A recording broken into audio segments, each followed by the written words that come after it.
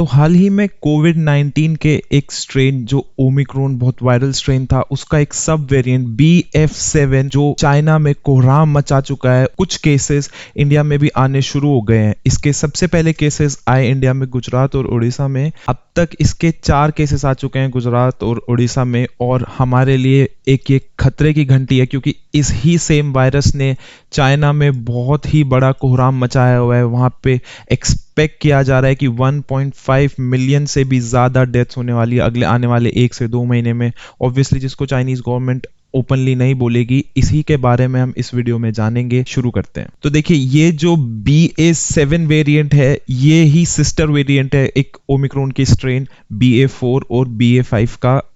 उन्हीं parent category से ये वेरिएंट आया है, और इस ही वेरिएंट की वजह से चाइना में कोहराम मचा हुआ है। 1.5 मिलियन से भी ज्यादा, यानी कि ऑलमोस्ट 15 लाख से भी ज्यादा डेथ एक्सपेक्ट की जा रही है चाइना में। और ये हमारे लिए खतरे की घंटी इसलिए है बिकॉज हमारा और चाइना का ग्राफ ऑलमोस्ट सेम है पॉपुलेशन वाइज। हमारी और चाइना की पॉपुलेशन ऑलमोस्ट सेम है वर्ल्ड में सबसे ज्यादा, और अगर वहां पे इतनी सारी डेथ हो रही है तो इंडिया में भी इतनी सारी डेथ एक्सपेक्ट की जा सकती हैं, जो हमने 2020 और 2021 में देखा। तो गवर्नमेंट ने प्रिकॉशनरी मेजर्स लेते हुए एडवाइजरीज दोबारा से जारी कर दी हैं। थर्मल सेंसिंग शुरू हो चुकी है। रिस्पेक्टिव गवर्नमेंट को जिनोम टेस्टिंग के लिए बोल दिया गया है। Genome testing is like scientific testing, DNA testing of the variant. उनको बोल दिया गया है जितने भी केसेस आ रहे हैं। हालांकि अभी पूरे ओवरऑल जो नवंबर में केसेस आए थे BA7 वेरिएंट के, सिर्फ 2.5% केसेस ही थे। ये नंबर बहुत कम है अगर देखा जाए तो। लेकिन अगर हम दोबारा से इसकी केस स्टडी देखें 2020 के कंपैरिजन में, तो 2020 में भी कुछ इसी प्रकार से कोविड-19 शुरू हुआ था। उसके 2% 3% केसेस आने लगे थे। धीरे धीरे कैसे उसने पूरे इंडिया को कवर कर लिया, ये हम सभी जानते हैं। तो अगर यहाँ पे United Nations World Health Organization की माने तो BA4 BA5 जो सिस्टर वेरिएंट्स हैं BA7 के, उनको बहुत ही सिवियर और non transmissible sort of virus कहा जा रहा है। उनसे अब तक देखा जाए तो यूरोप में, चाइना में कोई ऐसी डेथ की रेशियो नहीं बढ़ी है। हालांकि नंबर ऑफ केसेस की रेशियोज बढ़ी है, बट डेथ्स की रेशियो नहीं बढ़ी है।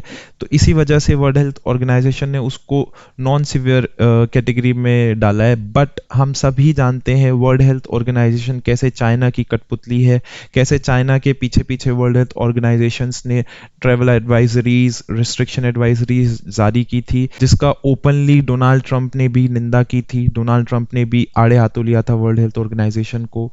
तो again World Health Organization same चीज कर रहा है।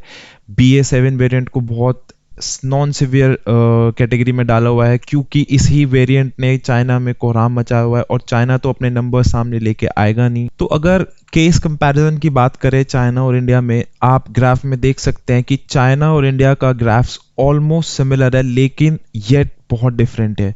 डिफरेंट इस वजह से कि जब इंडिया ने पीक की तो चाइना के केसेस बहुत ही कम थे, और जब चाइना ने पीक किया तो इंडिया में वायरस आ रहा था धीरे धीरे।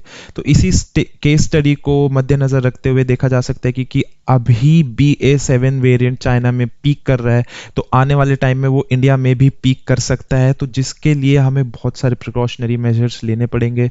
गवर्नमेंट को फ्रंट फुट पे आके बहुत सारे बड़े बड़े डिसीजंस लेने पड़ेंगे। बट देखने वाली बात होगी कि गवर्नमेंट कितने डिसीजंस लेती है, कितनी प्री इन्वॉल्व रहती है, कितनी प्री प्रिपेयर्ड रहती है, ये आगे ही पता। तो लास्ट में हम ये सब गवर्नमेंट पे ना डाल के खुद से भी प्रिकॉशनरी मेजर्स लेना शुरू कर सकते हैं। देखिए, अगर ये वायरस आएगा तो ये हम सबका भी बहुत बड़ा हाथ होगा इसमें, बिकॉज आप सभी जानते हैं अभी क्रिसमस का टाइम आने वाला है, फिर न्यू ईयर का टाइम होगा, सब लोग पार्टीज करेंगे, गैदरिंग होगी, बड़ी बड़ी मास गैदरिंग होगी, और इन दी एंड ये वायरस हम पर ही आके फैलने वाला है।